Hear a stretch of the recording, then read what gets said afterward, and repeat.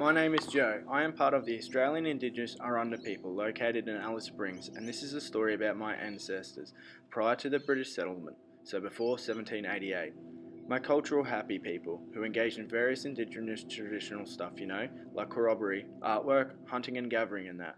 We were self-sufficient and harmonious. We had no need to travel far from the lands because the land's resources were so abundant. Trade with other tribal groups was well established back then. Moving throughout their country in accordance with the seasons, people only needed to spend about 4 to 5 hours per day working to ensure their survival. With such a large amount of leisure time available, they developed a rich and complex ritual life which included language, customs, spirituality and the law, the heart of which was connection to the land. Their cultures had developed over 60,000 years, making Indigenous Australians the custodians of the world's most ancient living culture. Each group lived in close relationship with the land and had custody of their own traditional country. Well, this was until those European men arrived on our land anyway. Let's reflect. Why were the Australian Aboriginals happy prior to the British settlement in 1788? How do we know this? What are some of the traditional activities that existed in the Aboriginal culture? And what is the world's most ancient living culture? Hi, I am Captain Arthur Phillip, and I am responsible for the First Fleet's arrival in Botany Bay, Australia in 1788. We departed on our voyage from Portsmouth, England in 1787 with a fleet of 11 ships. We made 3 stops on our journey to replenish our stocks, including food and water.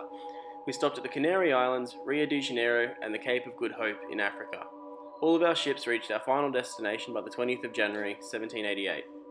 According to the history, Captain James Cook found and declared Australia in 1770 to be terra nullius, meaning a land that belonged to no one.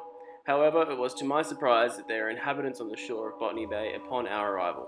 These native peoples were lining the shores, yelling and shaking their spears at us. It became immediately evident that Cook's terra nullius saying was indeed incorrect and he had not received consent to take over or inhabit the land.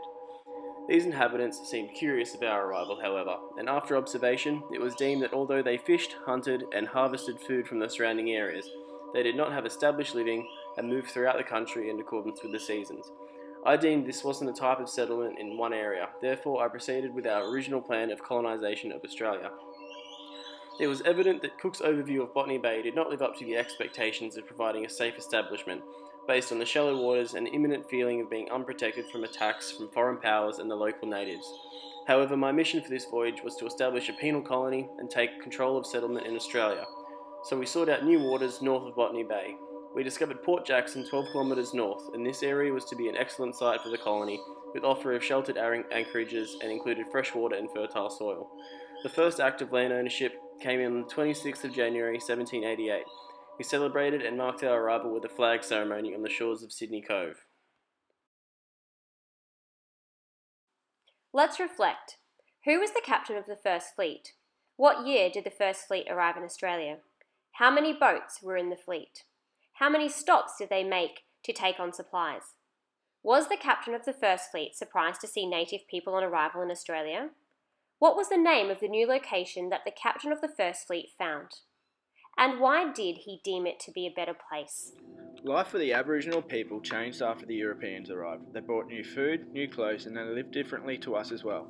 When first contact was made, everything was rather peaceful between us. We traded cloth, food, and axes, along with some other useful tools.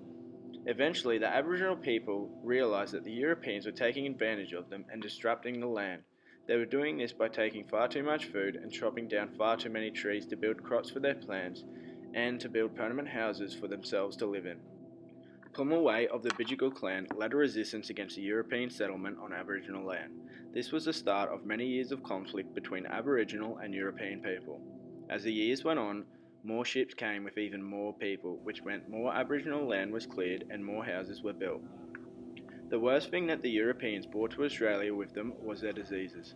The diseases that were brought to Australia killed thousands and thousands of Aboriginal people. Over the years, the Europeans began to take possession of more and more land.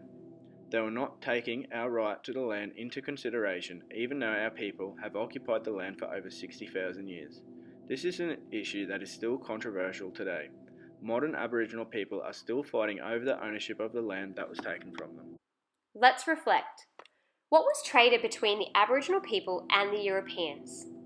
Why did interactions between the Aboriginal people and the Europeans stop being peaceful? What killed more Aboriginal people than settlers? Why? And how long were Aboriginal people living in Australia before the first fleet?